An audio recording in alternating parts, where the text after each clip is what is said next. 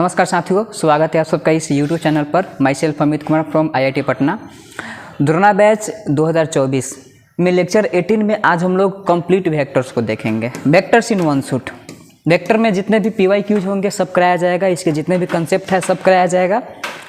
1 number question, 2 number question और 5 number question, सभी प्रकार के क्वेश्चन को सॉल्व कराया जाएगा।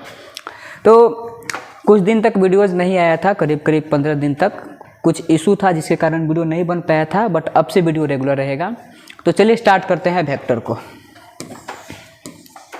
देखिए पहले यहाँ पर एक क्वेश्चन एनालिसिस ईयर वाइज देख लेते हैं, क्योंकि वेक्टर एक क्लास 12 का मैथमेटिक्स का अच्छा खासा टॉपिक है। वेक्टर पढ़िएगा तो 3D समझ में आएगा। वेक्टर के ठीक बाद आपको 3D भी मिल जाएगा। वेक्टर 3D एक अच्छा स्कोरिंग चैप्टर है। देखिए कैसे कैसे सवाल पूछता है। 2011 में देखिए कितने नंबर का सवाल पूछा गया था। 2011 मतलब रिसेंटली ईयर की बात कर लेते, चलिए 2023 की बात कर लेते हैं। 2023 में ऑब्जेक्टिव क्वेश्चन पूछा गया था 13 और 2 नंबर का सवाल पूछा गया था 3। मतलब कितना नंबर का सवाल पूछ दिया? 13 नंबर का इधर हो गया और 3 दूना के 6, मतलब 13 6 19 हो गया। और 1 नंबर का सवाल यहाँ पर 5 नंबर में पूछा हुआ है, तो 19 5 24। एक वेक्टर से 24 नंबर का सवाल पूछा है 2023 में। अब जो 100 नंबर के ऑब्जेक्टिव क्वेश्चंस होते हैं उसमें से बनाना होता है 50 नंबर, उसमें से वेक्टर मात्र 24 नंबर का सवाल पूछे हुए हैं। अगर मान लेते हैं कि वेक्टर थोड़ा बहुत आई कैप, जे कैप, के cap, modulus, direction cosine, direction ratio, अगर मान लेते हैं कि ये सब चीज़ थोड़ा बहुत आता है तो कम से कम 12 से 15 नंबर सवाल तो बन ही जाएगा। मतलब वेक्टर बहुत ओवरऑल एक आसान चैप्टर है, इसे सवाल पूछा जाता है। 2022 की बात कर लेते हैं। देखिए 12 ऑब्जेक्टिव क्वेश्चन है और 2 पूछा हुआ है 2 नंबर का सवाल, तो 12 और यहाँ पर 2 दूना के 4, तो 12 4 कितना हो गया? 16। 2022 में भी 16 नंबर का सवाल था, 2023 में भी 24 नंबर का सवाल है। मतलब ऑन एन एवरेज मिलाकर चले कि 18 से 20 नंबर का सवाल रहेगा, क्योंकि पेपर में 2 गुना सवाल होते हैं। और वेक्टर और 3D दोनों को मिला देंगे तो वहाँ पर करीब 30 से 35 नंबर के सवाल आपसे पूछ दिए जाते हैं। तो वेक्टर एंड 3D ओवरऑल एक अच्छा सा चैप्टर है। दोनों को मिला करके आप 20 से 25 नंबर आराम से स्कोर कर सकते हैं। मतलब जो थोड़ा सा भी टफ होगा उसको छोड़ भी देंगे तब भी। तो चलिए स्टार्ट करते हैं। बाकी डिफिनेशन से स्टार्ट करते हैं। वेक्टर क्या होता है? वैसा फिजिकल क्वांटिटी जिसके पास मैग्नीट्यूड और डायरेक्शन दोनों होता है और जो वेक्टर एडिशन रूल को फॉलो करता है उसे वेक्टर क्वांटिटी कहा जाता है। अब इसका एग्जांपल क्या हो जाएगा? ये एकदम बेसिक बात रहेगा।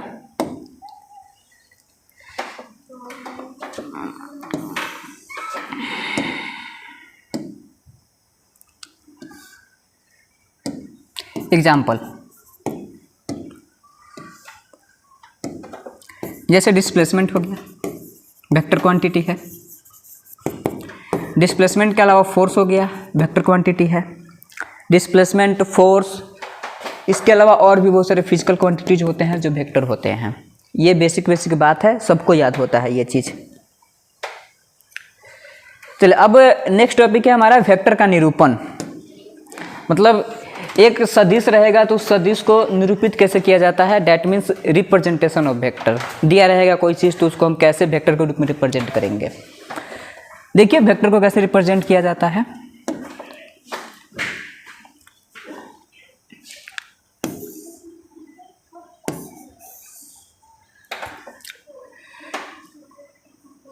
देखिए यहाँ पर इस तरीके से एक वेक्टर होता है। अरे यार, हाँ, ये वेक्टर दिया हुआ रहेगा तो वेक्टर को ऐसे रिप्रेजेंट किया जाता है।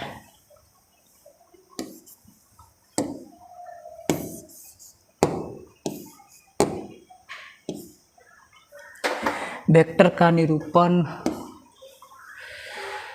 ये वेक्टर हो गया, पेन हो गया।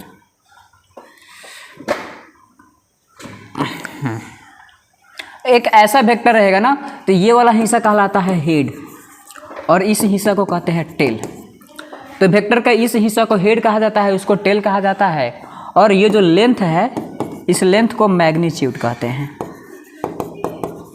जिसको हम लोग परिमाण कहते हैं। परिमाण कह सकते हैं, मापांक कह सकते हैं। मतलब मैग्नीट्यूड कहिए, मॉड कहिए, उससे कोई फर्क नहीं पड़ता है। अगर कोई वेक्टर है तो उसको ए वेक्टर लिखा जाता है। और चूंकि हम जानते हैं कि वेक्टर के पास 2 चीज़ होता है, एक होता है उसका मॉड और उसके बाद होता है उसका डायरेक्शन। तो ए वेक्टर का मॉड ऐसे लिखाता है और इसके साथ डायरेक्शन लिखाता है ऐसे। मतलब ए वेक्टर बराबर हम लिख सकते हैं mod of A vector into में ए कैप ए कैप क्या बताएगा, डायरेक्शन बताएगा। अब चूंकि यहाँ पर जो वेक्टर्स होते हैं, जैसे कि आपको पता होगा एक्सिस के बारे में, इसको एक्स कहा जाएगा, इसको वाई कहा जाएगा, इसको जेड कहा जाएगा। इसमें आता है आई कैप, इसमें आता है जे कैप और इसमें आता है के कैप। अगर कोई वेक्टर ए है तो इसको इस तरीके से लिखा जा सकता है ए एक्स आई कैप प्लस ए वाई जे कैप प्लस ए जेड के कैप। तो इसमें इसका मॉड कैसे निकालना है ये इंपॉर्टेंट है और हमको यही बात बताना है।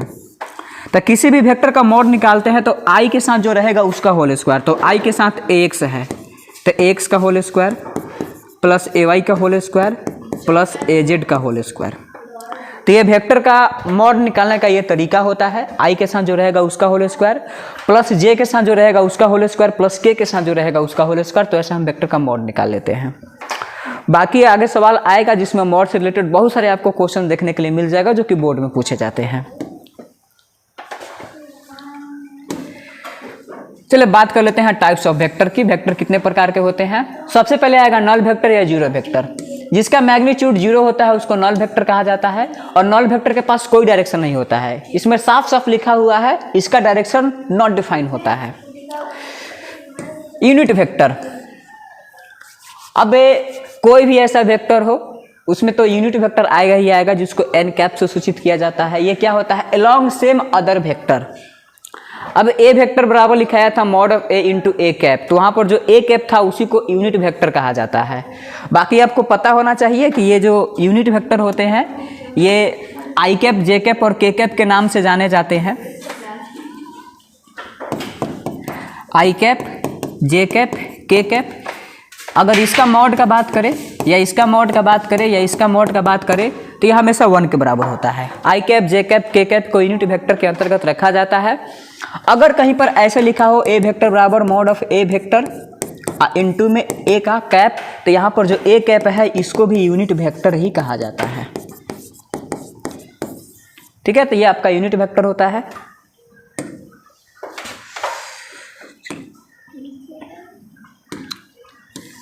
अब है इक्वल वेक्टर, मतलब वैसा वेक्टर जिसका डायरेक्शन और मैग्नीट्यूड दोनों बराबर होता है उसको इक्वल वेक्टर कहते हैं। डायरेक्शन और मैग्नीट्यूड दोनों बराबर होना चाहिए तब वो इक्वल होगा, अदरवाइज इक्वल नहीं होगा। इसके बाद है कोलिनियर वेक्टर या पैरेलल वेक्टर। मतलब क्या होता है कि इनके डायरेक्टेड लाइन सेगमेंट एक दूसरे के पैरेलल होते हैं। डायरेक्टेड लाइन सेगमेंट की बात हुई है। अब डायरेक्टेड लाइन सेगमेंट दो प्रकार से होगा, जब दोनों का डायरेक्शन सेम होगा, जब दोनों का डायरेक्शन अपोजिट होगा। जब दोनों का डायरेक्शन सेम होगा तो उसको लाइक वेक्टर कहा जाएगा, जब दोनों का डायरेक्शन अपोजिट होगा तो उसको अनलाइक वेक्टर कहा जाएगा। कैसे होगा सो देखिएगा।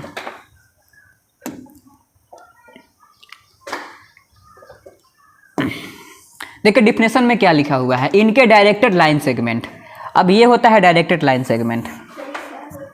अब जो डायरेक्टेड लाइन सेगमेंट है दोनों हमेशा एक दूसरे के पैरेलल होना चाहिए।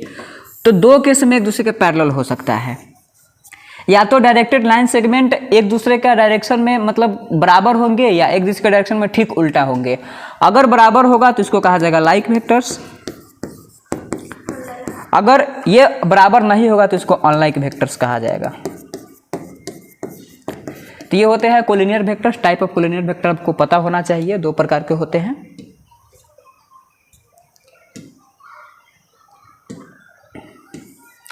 चलिए अब देखते हैं नॉन कोलिनियर वेक्टर। बाकी नॉन कोलिनियर वेक्टर मतलब जानते होंगे, जिसका डायरेक्टेड लाइन सेगमेंट एक दूसरे के पैरेलल नहीं होता है उसको नॉन कोलिनियर वेक्टर कहते हैं। अब इसमें डायग्राम कैसे बनेगा,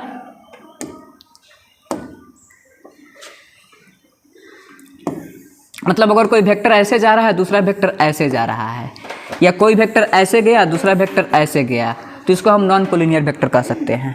ऐसे कोलिनियर का मतलब भी होता है कि एक ही रेखा पर होना चाहिए, संरेखीय जिसको हिंदी में कहा जाता है। चलिए नोट में कुछ बात लिखा हुआ है, if two vectors are collinear. अगर दो वेक्टर आपस में कोलिनियर होगा तो देखिए क्या होगा। मान लेते हैं कि दो वेक्टर है, ए वेक्टर और बी वेक्टर, दोनों आपस में कोलिनियर है, तो इसको आप ऐसे लिख सकते हैं ए वेक्टर बराबर लेमडा इंटू बी वेक्टर। और ए वेक्टर बराबर लेमडा इंटू बी वेक्टर लिखाया है, तो इसमें आपका यही सवाल रहेगा कि लेमडा को क्या कहेंगे। तो लेमडा एक कांस्टेंट है, या इस चीज़ को हम ऐसे भी लिख सकते हैं बी वेक्टर बराबर लेमडा इंटू ए वेक्टर। दोनों केस में लेमडा का अलग अलग मान आएगा, तो ऐसा बहुत सवाल पूछे जाते हैं कि अगर ए वेक्टर और बी वेक्टर, मतलब एक वेक्टर दे दिया जाएगा, दूसरा वेक्टर दे दिया जाएगा और बोल दिया जाएगा कि अगर दोनों वेक्टर कोलिनियर है तो फिर इसके बाद क्या होगा। तो ऐसे ऐसे क्वेश्चन को डील करने के लिए हमेशा यूज करते हैं ए वेक्टर बराबर लैम्डा इनटू बी वेक्टर। ये सबको लिखते चलना है आपको, बाकी ये सेव भी होते जा रहा है। Vectors in term of orthogonal triad. चलिए ऑर्थोगोनल ट्रायड की बात कर लेते हैं। ऑर्थोगोनल ट्रायड में वेक्टर को कैसे लिखा जाता है, नीचे आ जाओ। Orthogonal triad,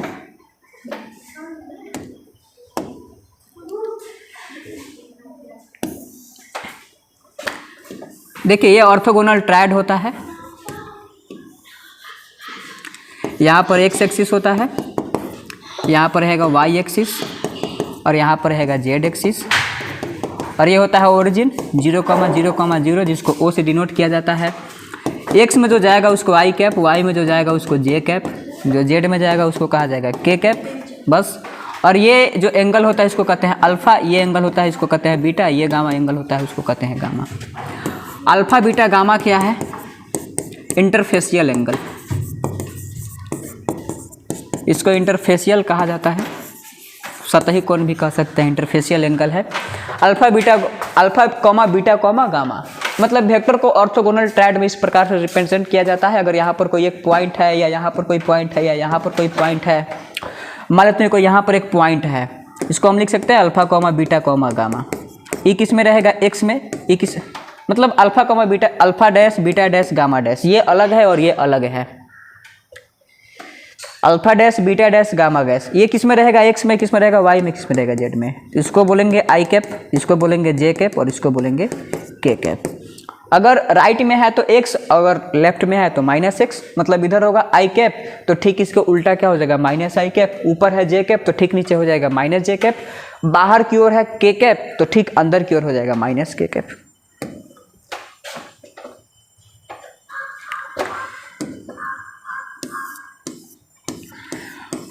position vector, position vector क्या होता है उसको देख लीजिए अब। स्थिति सदिश इसको हिंदी में कहा जाता है, पोजीशन वेक्टर को।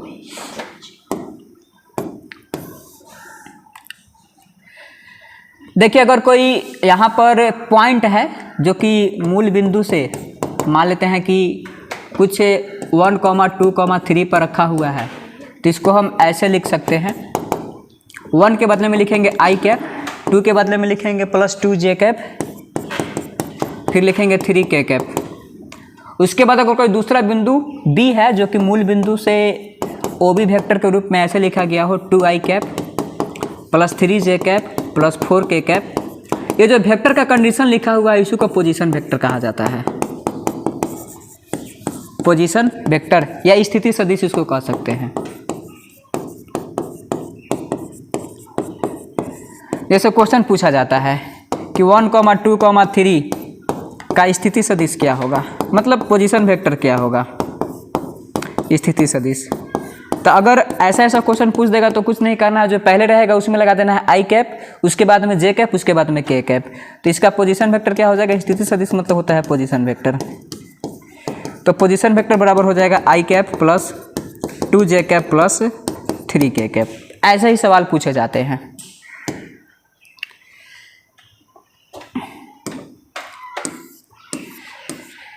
चलिए वेक्टर बिटवीन 2 पॉइंट्स, अगर 2 पॉइंट रहेगा, यहाँ पर वेक्टर नहीं, एंगल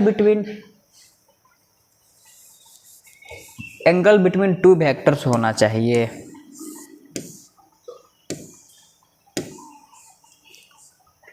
वेक्टर बिटवीन 2 पॉइंट्स, अगर 2 पॉइंट दिया रहेगा, जैसे कि पॉइंट 1 मिनट सही लिखा हुआ है, वेक्टर बिटवीन 2 पॉइंट, ठीक है। 2 पॉइंट दिया हुआ है ए और बी। अब इसमें वेक्टर कैसे डिसाइड करेंगे, तो ओ को यहाँ पर ओरिजिन लिया गया है। ध्यान देना होता है कि टेल टू टेल मिलना चाहिए। देखिए यहाँ पर ए वाला जो हिस्सा है इसका टेल यहाँ है, बी वाला हिस्सा जो इसका टेल यहाँ है। ये ओ ए वेक्टर और ओ बी वेक्टर है जिसका टेल एक दूसरे से मिल रहा है। अगर हेड भी मिलेगा तो वही बात होगा। इसके बीच के एंगल कैसे डिफाइन करते हैं, अगर किसी भी वेक्टर के बीच का एंगल निकालना है,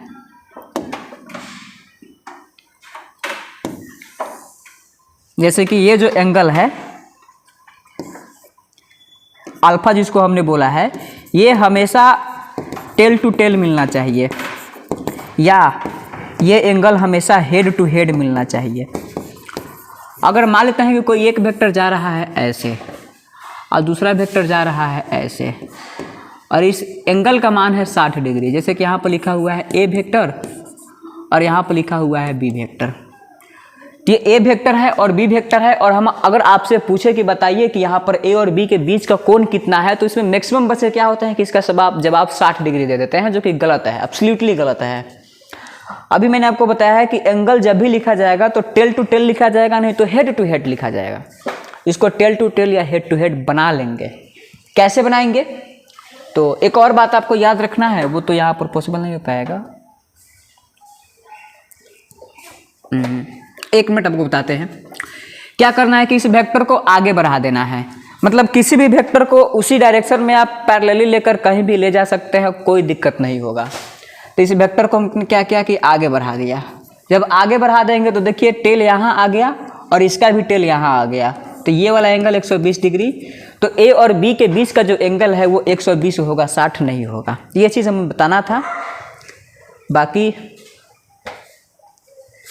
अब एक वेक्टर को कैसे पैरेलली घुमाया जाता है सो आप यहाँ पर देख सकते हैं। एक मिनट,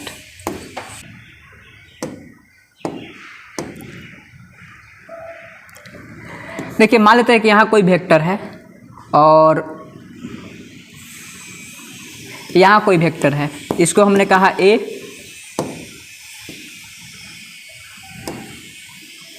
वेक्टर और इसको हमने कहा बी वेक्टर।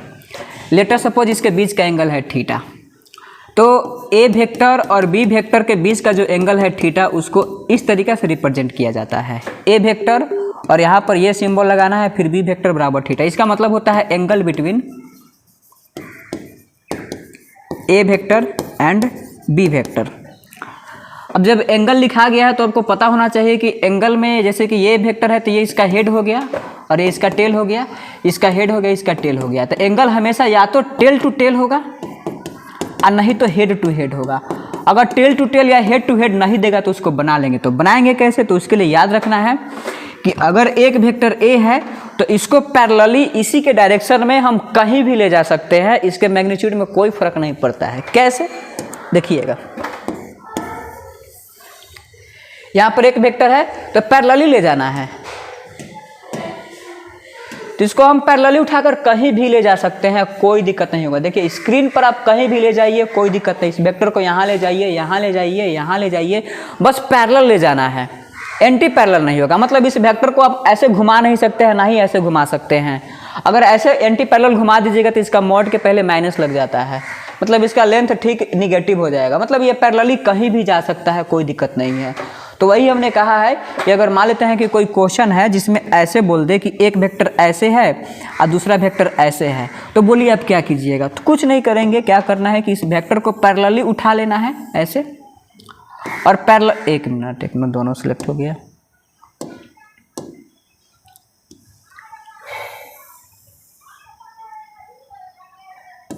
हाँ, अब ये वेक्टर को पैरेलली उठा लेना है और पैरेलली उठा करके इसको यहाँ पर लगा देना है।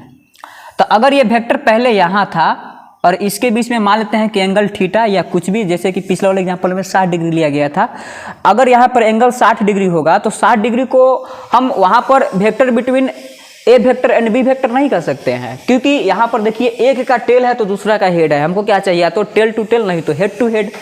तो क्या करना होगा, इसको हम पैरेलली इसी के डायरेक्शन में ले जाएंगे। अब पहले वो 60 था तो ये वाला एंगल 120 डिग्री हो जाएगा। तो मेरे कहने का मतलब यही है कि आप एक वेक्टर को पैरेलली उसी के डायरेक्शन में कहीं भी ले जाइए, उसके मॉड में कोई फर्क नहीं पड़ता है। जब भी एंगल निकालने की बात आती है तो हेड टू हेड और टेल टू टेल का ध्यान दिया जाता है, बस यही बात है।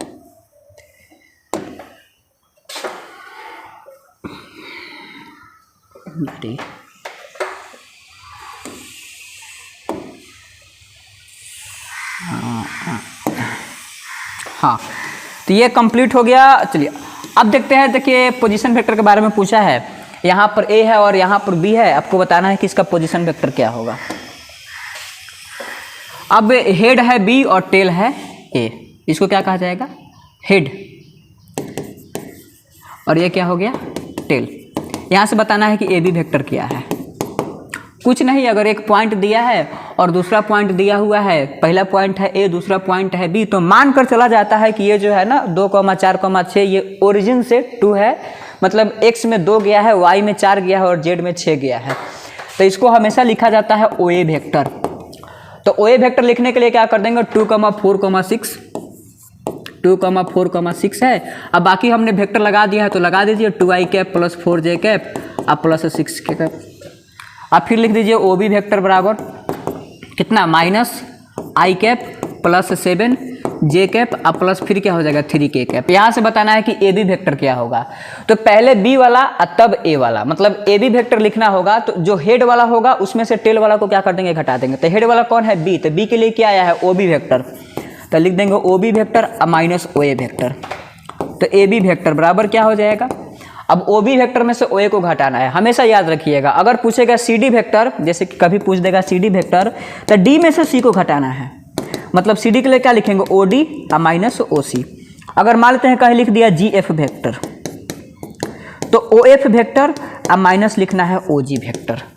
तो AB वेक्टर में क्या हो जाएगा, तो OB में से OA को घटाएंगे, तो OB में से OA को घटाएंगे तो I में I को जोड़ा या घटाया जाता है, J में J को जोड़ा या घटाया जाएगा। मतलब एक वेक्टर को तो एब्सोल्युटली हम घटा नहीं सकते हैं। जैसे कि कहीं पर लिखा है A vector plus B vector, ये तो बात सही है, लेकिन अगर कहीं पर लिखा है A वेक्टर, जैसे कि अगर ऐसे लिख दिया A vector minus B vector, तो इसका मतलब ये नहीं हुआ कि हम A में से B को घटा रहे हैं, नहीं, दो वेक्टर को कभी भी नहीं घटाया जा सकता है। तो क्या हुआ इसका मतलब, तो इसका मतलब होता है A वेक्टर प्लस, मतलब A वेक्टर में हम माइनस B वेक्टर को जोड़ रहे हैं, ऐसा कुछ कहा जाता है। बाकी इन जनरली हम कहते हैं कि A में से B को घटा दो, मगर सच्चाई देखा जाए, अगर रियलिटी देखा जाए, अगर नियम कानून की बात किया जाए, तो A में B को घटाया नहीं जाता है, A में माइनस B को जोड़ा जाता है। बस यही फर्क होता है, क्योंकि ये वेक्टर का नियम होता है कि 2 vectors can never be subtracted, vectors can only be added.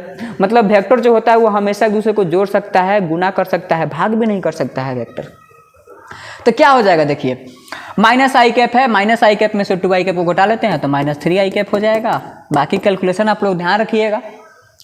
उसके बाद 7 में से 4 को घटाएंगे तो 3j कैप हो जाएगा, फिर 3 में से 6 को घटाएंगे तो यहाँ पर माइनस आ जाएगा,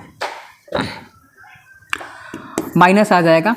3 में से 6 को घटाएंगे तो माइनस 3k कैप आ जाएगा। अगर इसका मॉड पूछ दिया तो कुछ नहीं, मॉड बराबर क्या हो जाएगा, अंडर रूट आई के साथ जितना है उसका होल स्क्वायर, तो आई के साथ है 3 तो 3 का होल स्क्वायर 9, जे के साथ 3 का होल स्क्वायर 9, फिर इसका भी 9, बाकी जो भी आंसर आएगा उसको लिख लेना है। तो ऐसे हम निकाला करते हैं पोजीशन वेक्टर।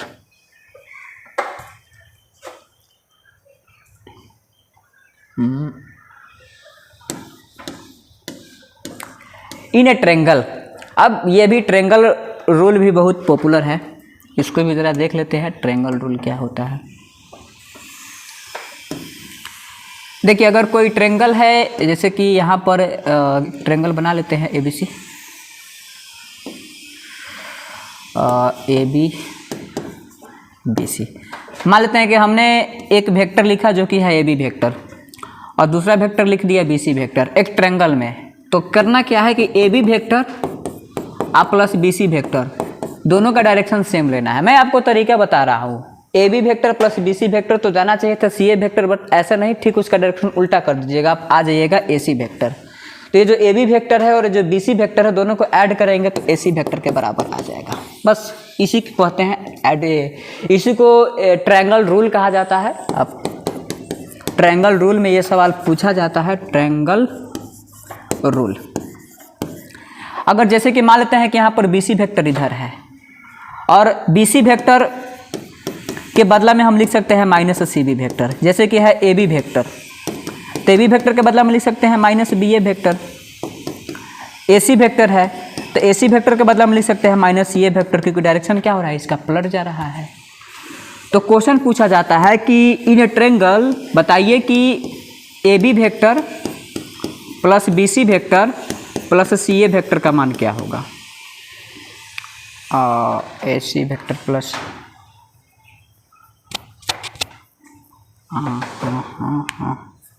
ठीक है, कोई भी एक ट्रेंगल ABC है तो उसमें बताना है कि AB vector plus BC vector plus CA vector का मान कितना होगा। तो चूंकि ट्रेंगल लॉ से हम जानते हैं कि A B vector plus B C vector, तो जाना चाहिए था सी से ए की ओर, लेकिन डायरेक्शन क्या कर देंगे, ठीक उल्टा कर देंगे। तो A B plus B C तो क्या हो जाएगा, ए सी। तो चूंकि हम जानते हैं कि A B plus B C के बदला में क्या लिख सकते हैं, ए सी वेक्टर, आई प्लस में क्या लिखा हुआ है, सी ए वेक्टर। अब ए सी वेक्टर लिखा हुआ है तो क्या करना है कि सी ए वेक्टर को पलट देना है, तो सी ए वेक्टर को पलट देंगे तो माइनस ए सी वेक्टर, दोनों कट जाएगा तो इसका आंसर आ जाएगा 0। तो ये सवाल भी काफ़ी बार बोर्ड में पूछा गया है, एक दो बार नहीं बहुत बार पूछा गया है, और सवाल भी अच्छा सा खासा बनता है। अगर कोई आप रेफरेंस बुक उठाते हैं तो उसमें भी इस पर बहुत सारे सवाल दिए रहते हैं बनाने के लिए।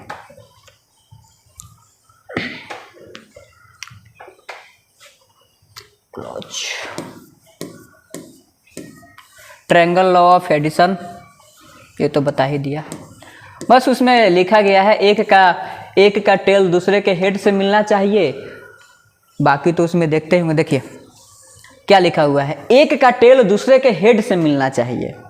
जैसे कि हम देख लिए ए बी वेक्टर, फिर देख लिए बी सी वेक्टर, तो एक का टेल दूसरे के हेड से मिलना चाहिए।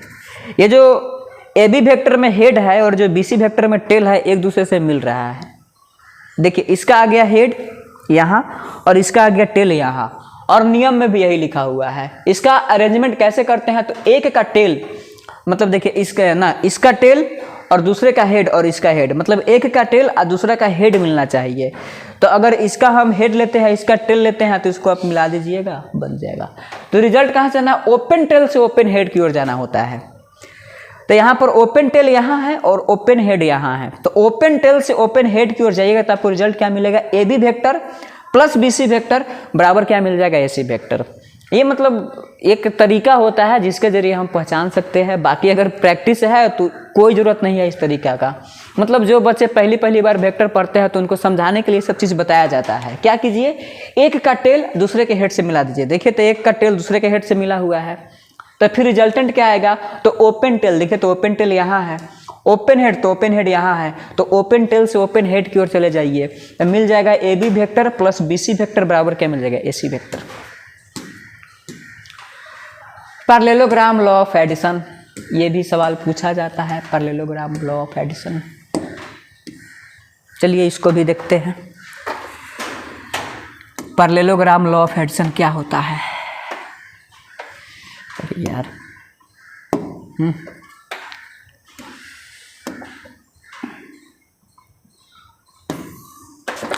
यहाँ पर एक वेक्टर, दूसरा वेक्टर यहाँ पर, इसका बताना है रिजल्टेंट। तो उस रिजल्टेंट के लिए क्या किया जाता है, इसको ऐसे आगे की ओर बढ़ाइए, पैरेललोग्राम कंप्लीट कीजिए। अगर मान लेते हैं कि ये ए वेक्टर है, इसका मॉड है ए, और ये बी वेक्टर है, इसका मॉड है बी, स्मॉल बी, और दोनों के बीच का एंगल है थीटा, और ये अल्फ़ा जिसको हम लोग डायरेक्शन कहते हैं। तो ये जो इसका रिजल्टेंट वेक्टर गया है इसको कहा जाएगा ए वेक्टर प्लस बी वेक्टर, और बताना है कि इसी का मॉड क्या होगा। और इसको हम कैसे निकालते हैं, तो पैरेललोग्राम लॉ ऑफ एडिशन से निकालते हैं। कुछ नहीं करना है, इसको आगे की ओर बढ़ा देना है, इसको मिला देना है। अगर ये अल्फ़ा है तो ये भी अल्फ़ा हो जाएगा। बाद बाकी वेक्टर में अगर इसको हमने कहा है बी तो ये भी हो जाएगा बी। अब यहाँ पर एक ट्रायंगल बन गया, इसको कहा गया है अल्फ़ा, इसको कहा गया है बी। तो जानते हैं जिसके साथ थीटा रहता है, मतलब जिसके साथ एंगल रहता है उसके साथ आएगा कॉस, तो ये हो जाएगा बी कॉस अल्फ़ा, और ये हो जाएगा बी साइन अल्फ़ा। तो इसको कहा जाएगा बी साइन अल्फ़ा और इसको कहा जाएगा बी कॉस अल्फ़ा। एक मिनट, अल्फ़ा नहीं थीटा होगा, थीटा, यहाँ भी थीटा, यहाँ भी थीटा, ये हो गया बी कॉस थीटा। क्योंकि ये वाला लाइन और ये वाला लाइन एक दूसरे को पैरेलल है, तो पैरेलल लाइन है तो ये एंगल थीटा, तो ये एंगल ठीक है, ये और ये एक दूसरे के पैरेलल होगा तो थीटा होगा कंप्लीट, ये वाला थीटा तो ये भी थीटा हो जाएगा। अब यहाँ से करना क्या है कि ये जो बड़ा वाला ट्रायंगल दिखाई दे रहा है ये वाला, इसमें लगाना है पाइथागोरस थ्योरम।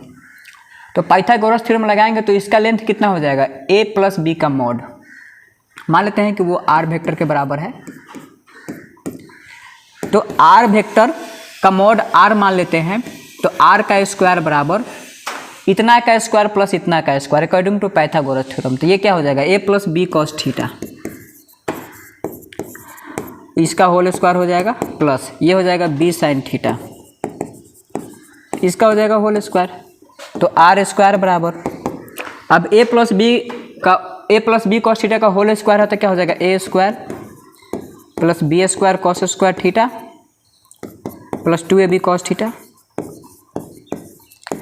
अब प्लस हो जाएगा B square sine square theta, तो आर स्क्वायर बराबर यहाँ पर हो जाएगा ए स्क्वायर, अब बी स्क्वायर इसमें से और इसमें से कॉमन लेंगे तो sine square plus cos square हो जाएगा 1, अब प्लस हो जाएगा 2ab cos theta.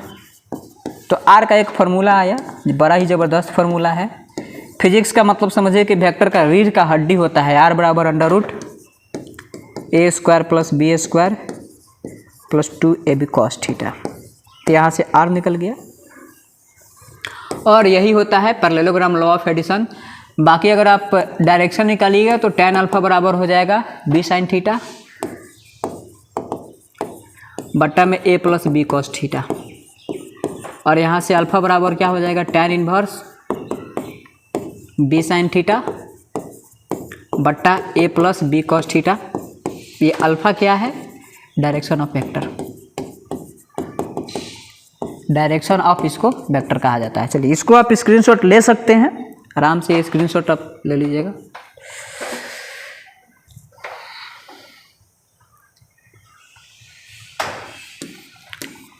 Special case है ये, कुछ ज़्यादा ही स्पेशल हो जाता है।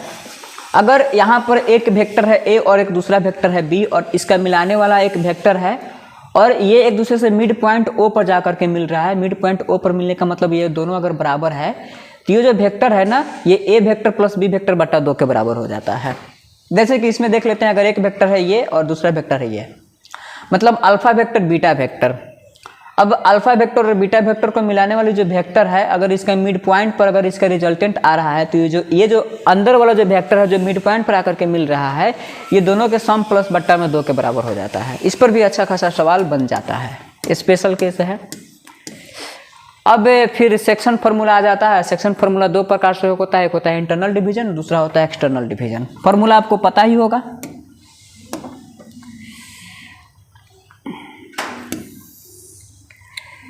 इंटरनल डिवीजन का फॉर्मूला क्या हो जाएगा?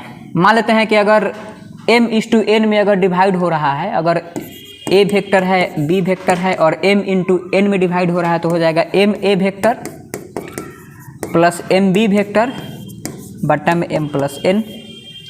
एक्सटर्नल में क्या हो जाता है? ma vector minus mb vector बट्टा m माइनस n। ये जो केस है ये इंटरनल का और ये जो केस है एक्सटर्नल का। बाकी इस पर ज़्यादा सवाल नहीं पूछे जाते हैं बोर्ड में।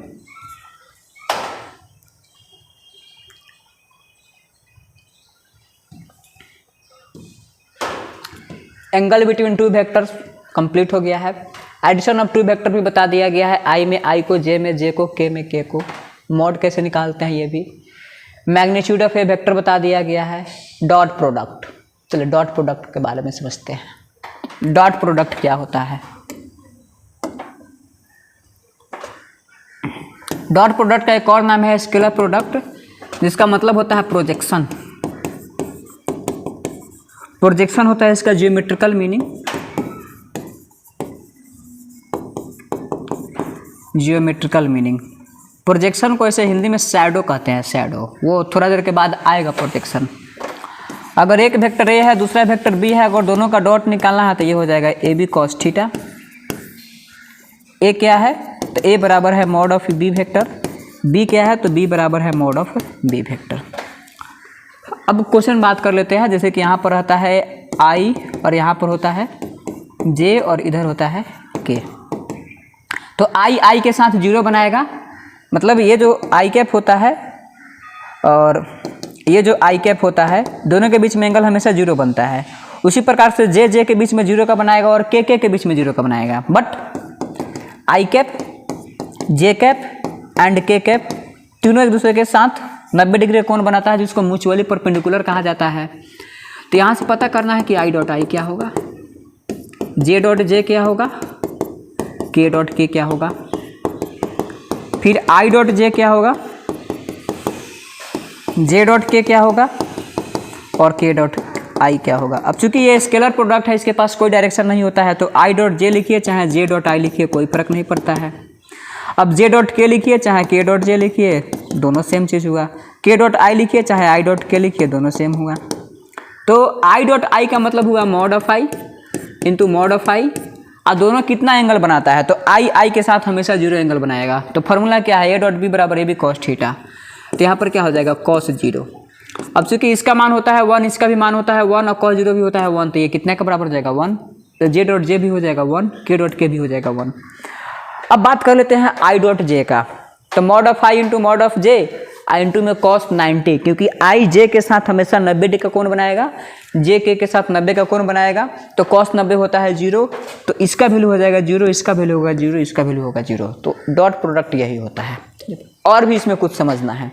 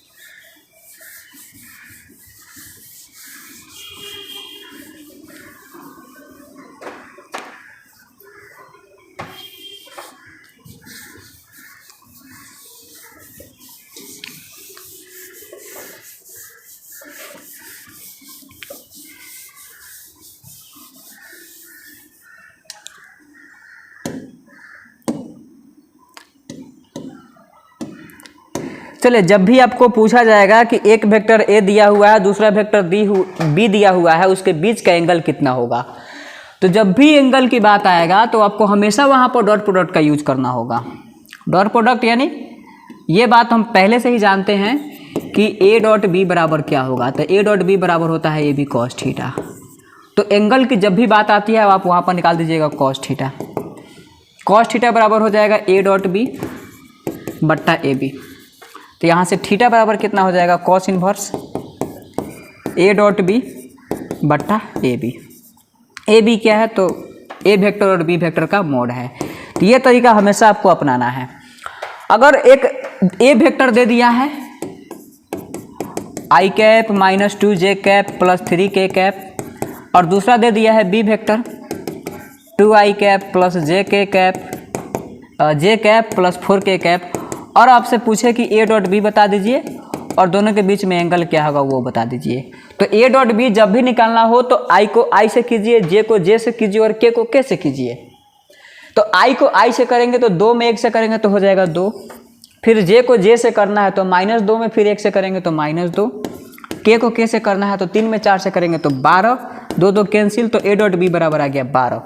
तो फिर थीटा कैसे निकलेगा, तो थीटा कैसे निकलेगा, कॉस इनवर्स। तो यहाँ पर क्या लिखेंगे, कॉस इनवर्स, फिर क्या है ए डॉट बी का मान कितना आया है 12 बट्टा मॉड ऑफ ए कितना आ जाएगा अंडर रूट 1 और 2 का स्क्वायर 4, तो 4 1 5 और फिर 5 में 9, तो 9 5 कितना हो जाएगा 14, तो अंडर रूट 14 और अंडर रूट 2 का स्क्वायर 4, 1 का स्क्वायर 1, तो 4 1 हो गया 5 और 16 5 कितना हो जाएगा 21। मतलब ये आपका आ गया थीटा का मान। तो ये सवाल मतलब बोर्ड में तो भर भर के पूछा जाता है। मैं आपको ये चीज़ तो रिकमेंड कर सकता हूँ कि अगर वेक्टर पहली बार भी पढ़ रहे हैं और इस वीडियो को देख लेंगे तो वेक्टर का एक भी सवाल नहीं छूटेगा, और छूटना भी नहीं चाहिए, क्योंकि वेक्टर का सवाल छूट जाएगा तो फिर बनाएंगे क्या।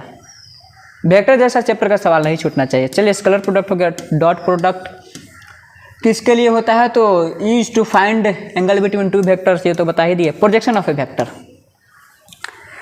चलिए, डायरेक्ट मैं आपको बताता हूँ कि जब प्रोजेक्शन आएगा तो उसका सवाल कैसे बनेगा। अब चूंकि प्रोजेक्शन क्या होता है, तो जैसे कि मैं आपको बता रहा हूँ कि यहाँ पर एक वेक्टर ए है और एक दूसरा वेक्टर बी है। अब पूछा जाएगा कि बी का बताओ, दोनों के बीच का एंगल थीटा है, तो बी का प्रोजेक्शन बताना है। तो कुछ नहीं कीजिए, बी का कंपोनेंट ले लीजिए ए पर। तो चूंकि बी का कंपोनेंट एक इधर आएगा और एक ठीक इसके साथ 90 डिग्री कोण बनाते हुए ऊपर जाएगा, तो बी का जो कंपोनेंट इधर आएगा वो हो जाएगा बी कॉस थीटा, और यही क्या हो गया प्रोजेक्शन ऑफ बी हो गया। अब चूंकि डायरेक्ट बहुत बच्चे नहीं समझ पाते हैं कि बी कॉस थीटा मैंने कैसे लिख दिया है, तो कुछ नहीं करना है। जैसे हमको पता करना है projection of A vector, projection of B vector on A vector.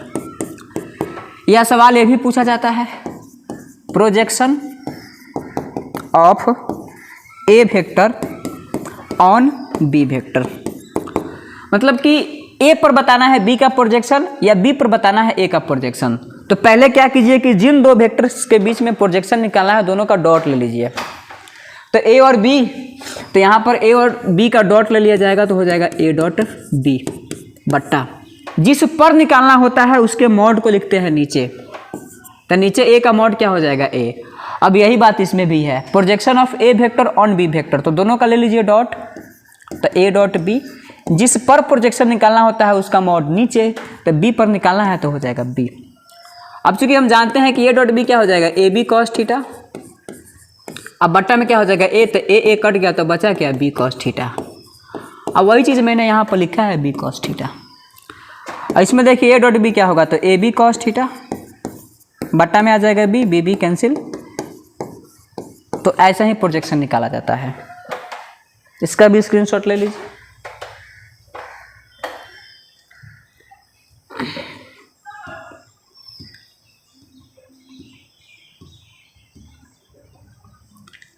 अब क्रॉस प्रोडक्ट का जियोमेट्रिकल मीनिंग क्या होता है, तो एरिया ऑफ पैरेललोग्राम होता है। पैरेललोग्राम का एरिया अगर आपको निकालना है तो वो क्या अब क्रॉस प्रोडक्ट से निकाल सकते हैं। कौन सा पैरेललोग्राम, तो जो बनाया गया था पीछे, एसटीपी। चलिए एसटीपी केमिस्ट्री में भी आता है, बट यहाँ पर एसटीपी का मतलब हो जाएगा स्केलर ट्रिपल प्रोडक्ट। इसका मतलब स्केलर, टी का मतलब ट्रिपल, पी का मतलब प्रोडक्ट, स्केलर ट्रिपल प्रोडक्ट। इसको बॉक्स प्रोडक्ट भी कह सकते हैं। बॉक्स प्रोडक्ट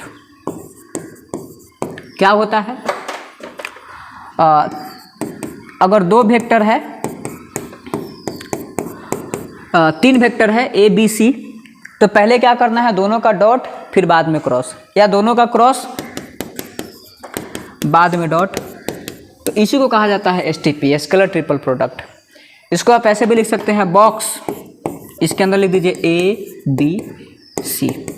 इसको ऐसे भी लिख सकते हैं, यहाँ पर बना देंगे बॉक्स, यहाँ पर लिख देंगे ए, यहाँ पर लिख देंगे बी, यहाँ पर लिख देंगे सी। अब ये क्या होता है, तो मान लेते हैं कि ये वेक्टर क्या हो सकता है, A1 i cap plus A2 j cap plus A3 k cap, और बी वेक्टर क्या हो सकता है, B1 i cap plus B2 j cap plus B3 k cap. C vector sorry C1 नहीं, सी वेक्टर बराबर क्या हो सकता है, C1 i cap plus C2 j cap plus C3 k cap. तो अगर कहीं पर आपको बॉक्स या एसटीपी निकालना है, या इसको हम ऐसे भी कहते हैं ए डॉट बी अक्रॉस सी, तो कुछ मत कीजिए, यहाँ पर लगाइए डिटर्मिनेंट और ए वाला कंपोनेंट लिख दीजिए A1 A2 A3, फिर बी वाला लिख दीजिए B1 B2 B3, अब फिर सी वाला लिख दीजिए C1 C2 C3, बन जाएगा सवाल। और यही होता है एसटीपी, स्केलर ट्रिपल प्रोडक्ट होता है।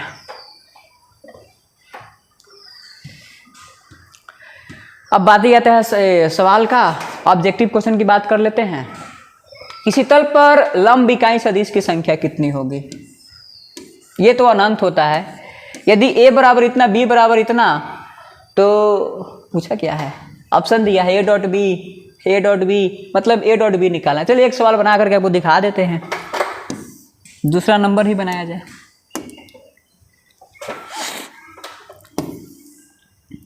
ए डॉट बी क्या होगा,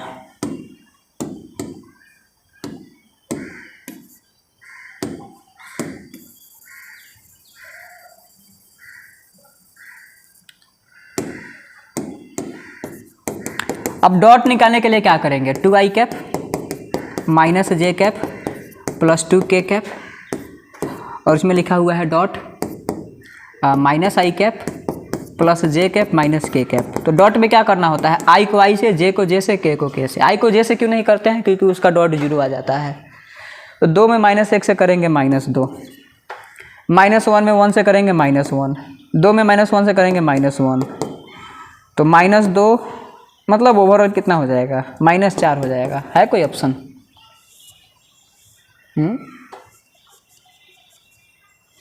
ए बराबर 2i cap minus J cap plus 2k cap minus I cap plus J cap minus K cap A dot B बराबर 2 में -1 से तो -2 -1 में 1 से तो -1 2 फिर माइनस यहाँ पर -2 होगा तो -5 आ जाएगा। -5 है कोई ऑप्शन? ए डॉट बी बराबर -5 ऑप्शन बी। इसी प्रकार से सवाल आते हैं। अब मुझे किसी भी सवाल को बनाने की ज़रूरत नहीं है, मैं आपको सवाल दिखा दूंगा कि प्रीवियस ईयर में जो सवाल पूछा है क्या मैंने वो बताया है कि नहीं बताया है, क्या जो मैंने आपको बताया है उसी से प्रीवियस ईयर में पूछा जाता है। अब देखिएगा,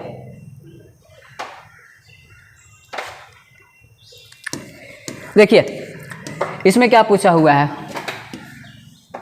अब बॉक्स ए का मान पूछ दिया है, तो बॉक्स ए का मान पूछा हुआ है तो इसका मान तो एकदम डेफिनेटली लग रहा है कि 0 होगा। अब क्या करेंगे, डिटरमिनेंट करेंगे। अब ए है तो ए है तो इसमें ऊपर वाला रो नीचे वाला रो और उसके नीचे वाला रो सब तो आपस में बराबर हो जाएगा तो 0। उसके बाद आई क्रॉस के, चलिए ये वाला बता देते हैं।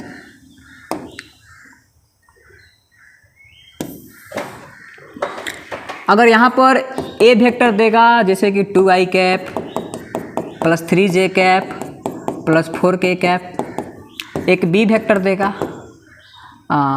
i cap minus J cap plus k cap, i cap 3i cap यहाँ पर 2k कैप कर देते हैं। और यहाँ से निकालना है a क्रॉस b, तो a क्रॉस b निकालने के लिए डिटरमिनेंट मेथड का यूज करेंगे। यहाँ पर लिखेंगे i कैप, यहाँ पर लिखेंगे j कैप, यहाँ पर लिखेंगे k कैप। i में कितना है 2 और इसमें i में कितना है 3, फिर इसमें कितना है 3, इसमें कितना है -1, इसमें है 4, इसमें है 2। ये a के लिए है और ये b के लिए है। a क्रॉस b बराबर i। अब यहाँ से क्या करना है कि i का कॉलम और i का रो बंद कर देना है। i का कॉलम i का रो बंद कर देगा, जो बचेगा उसका डिटरमिनेंट 3 दूना के 6, अब माइनस, अब फिर माइनस प्लस 4, और जब जे वाला आएगा तो उसमें अपने तरफ से माइनस लगा देना है। ये वाला और ये वाला बंद कर देना है, मतलब जे का कॉलम जे का रो बंद कर देना है। 2 दूना के 4 माइनस 3 चौका 12 प्लस के, उसके बाद इसका कॉलम इसका रो बंद कर देंगे तो -2 माइनस 3 3 9, तो बराबर 6 4 10 आई कैप, 4 में से 12 घटेगा -8, माइनस माइनस प्लस तो 8 जे कैप -11 के कैप। बस यही हो गया। अगर मान लेते हैं कि यहाँ पर है i, यहाँ पर है j और यहाँ पर है k, ये भी सवाल काफ़ी पूछा जाता है। अगर पूछ दिया आपसे कि i क्रॉस j बता दो क्या होगा, या j क्रॉस k बता दो क्या होगा, या k क्रॉस j बता दो क्या होगा, तो कुछ नहीं करना है। i से j आएंगे तो i से j आएंगे तो क्या मिलेगा k, तो यहाँ पर लिख देंगे k। j से k जाएंगे तो j से k जाना है तो क्या मिलेगा i, तो यहाँ पर लिख देंगे i। के से जे जाएंगे तो के से जे जा रहे हैं तो डायरेक्शन क्या हो गया है उल्टा, तो उल्टा हो गया है तो यहाँ पर माइनस लगा देंगे और यहाँ पर लिख देंगे जे। बस एकदम सेम चीज़ आप अप्लाई कीजिए, कहीं नहीं सवाल फंसेगा। बाकी इसके स्क्रीनशॉट लेना है, स्क्रीनशॉट ले सकते हैं, इंपॉर्टेंट है। चलिए सवाल पूछा हुआ है कि कहाँ गया, आई क्रॉस के क्या होगा, अभी बताया है। ए क्रॉस बी, ए क्रॉस बी बराबर होता है -b क्रॉस ए, इसका ऑप्शन बी सही होगा। यदि ए बराबर इतना और बी बराबर इतना, जहाँ ए बराबर बी है, ये तो डिटरमिनेंट का क्वेश्चन इसमें कहाँ से आ गया। चलिए इसका मॉडुलस बताना है, x i cap plus y j cap plus z के कैप। देख सब प्रीवियस ईयर का सवाल पूछा हुआ है। इसका मॉडुलस मतलब इसका मैग्नीट्यूड बता दीजिए। यदि a परपेंडिकुलर b, यदि a परपेंडिकुलर b तो a डॉट b क्या होगा, मतलब a डॉट बी क्या होगा, तो A B cos theta, theta का मान है 90 डिग्री, तो a डॉट बी बराबर हो जाएगा 0, ऑप्शन सी। फिर 9 नंबर सवाल है i डॉट जे क्रॉस के, तो पहले देख लीजिए कि जे क्रॉस के कितना होता है, फिर उसके बाद i के साथ डॉट ले लेंगे। मतलब यही सवाल है, बिंदु का स्थिति सदिश बताना है, इसका मापांक बताना है, ए बी दिया हुआ है तो a डॉट बी बताना है, i क्रॉस जे बताना है, जे क्रॉस के बताना है। फिर ये थोड़ा सा कॉम्प्लिकेटेड कर दिया है। फिर इसमें a और b का मान, तो a क्रॉस b का मॉड पूछा है, फिर इसका मॉड पूछा है। मतलब देख रहे हैं, ये ओवरऑल वही सवाल पूछा है। यूनिट वेक्टर बताना है। अब बाकी ये डायरेक्शन कोसाइन है तो वो तो 3D में बताया जाएगा, अभी मैं आपको नहीं बता सकता। मतलब जितने भी सवाल पूछे जा रहे हैं यहाँ पर ऑब्जेक्टिव तौर में, इसमें कोई ऐसा सवाल नहीं है जिसका मतलब थ्योरी मैंने आपको पीछे नहीं दिया है। अदिश गुणनफल कर देगा तो दोनों का डॉट प्रोडक्ट ले लेना है। अगर a डॉट बी बराबर 0 है तो a परपेंडिकुलर b, मतलब यही सवाल तो पूछे जा रहे हैं। कहाँ कोई इसमें कोई ऐसा बात है जिसको मुझे बताना पड़े। ये सवाल है a क्रॉस b का मॉड बराबर a डॉट b, तो a और b के बीच का कोण क्या होगा। मतलब देखिए क्वेश्चन बनाते हैं 56 नंबर, और उसके ऊपर भी एक 54 नंबर सवाल है। चलिए 54 नंबर पहले बना देते हैं। क्वेश्चन क्या है, a प्लस बी का मॉड बराबर a माइनस बी का मॉड, तो पूछा होगा कि थीटा कितना होगा। मतलब वही कि a पैरेलल b है कि a परपेंडिकुलर b है कि a बराबर b है। पैरेलल परपेंडिकुलर मतलब थीटा ही पूछ रहा है, तो पैरेललोग्राम वाला फॉर्मूला लगाइए। फॉर्मूला क्या हो जाएगा, a square plus B square plus 2ab cos theta. इसमें क्या हो जाएगा, a square plus B square minus 2ab cos theta, क्योंकि यहाँ पर माइनस लगा हुआ है। a square B square cancel, यहाँ से 2ab कैंसिल, कॉस थीटा और इधर से आ जाएगा कॉस थीटा बराबर 0। मतलब कॉस थीटा 2 कॉस थीटा बराबर 0, कॉस थीटा बराबर 0, थीटा बराबर π/2, π/2 मतलब 90 डिग्री, मतलब a perpendicular b। Question number था 54। क्वेश्चन नंबर 54 यही है, यदि a प्लस बी का मॉड बराबर a माइनस बी का मॉड, तो a परपेंडिकुलर b क्या होगा। शायद दिखाई नहीं दे रहा होगा, बट सवाल ये मैंने आपको लिख दिया यहाँ पर, जूम करके आप देख सकते हैं। ब्राइटनेस मतलब क्वालिटी अगर तेज करेंगे तो ये दिखाई देगा आपको। उसके बाद सवाल है a cross b, 56 number, a cross b का मॉड बराबर a डॉट b का मॉड, तो इनके बीच का एंगल क्या हो। कुछ नहीं, यह है A B sine theta. Mod का बात किया है तो डायरेक्शन नहीं लेंगे। a डॉट b है तो ab कॉस थीटा कैंसिल, तो साइन थीटा बटा कॉस थीटा कितना हो जाएगा, टैन थीटा। तो टैन थीटा बराबर 1, तो थीटा बराबर 45 डिग्री। ऑप्शन है कोई π/4। मतलब ऐसा ही सवाल पूछे जाएंगे। बाकी स्क्रीनशॉट आप ले सकते हैं इसका।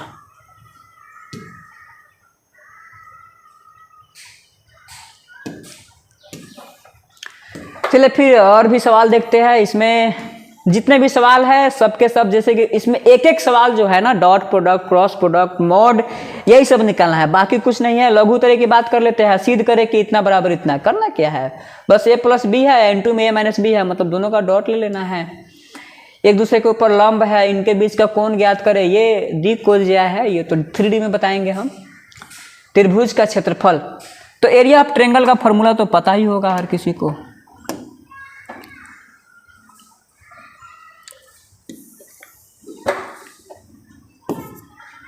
एरिया ऑफ ट्रायंगल मतलब एक ट्रायंगल दिया हुआ है ABC, कोऑर्डिनेट भी पता है, x1, y1, z1, ये है x2, y2, z2, x3, y3, z3।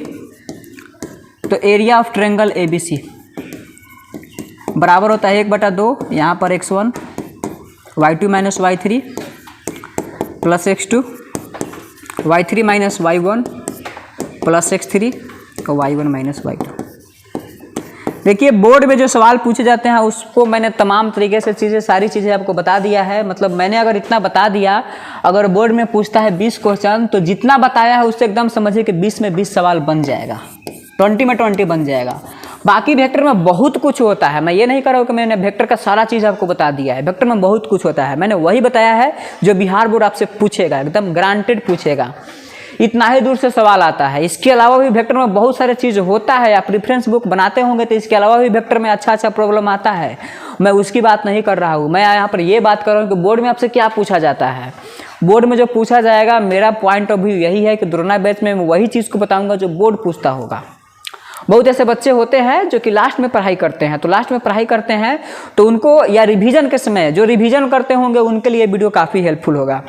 Revision के समय मुझे वही बातें पढ़ना होता है जो परीक्षा में हमसे पूछेगा। दुनिया जहान की बातें होती है वो रिजल्ट आने के बाद हम पढ़ लेंगे। तो चलिए मिलते हैं नेक्स्ट वीडियो में, तब तक ऑल द बेस्ट।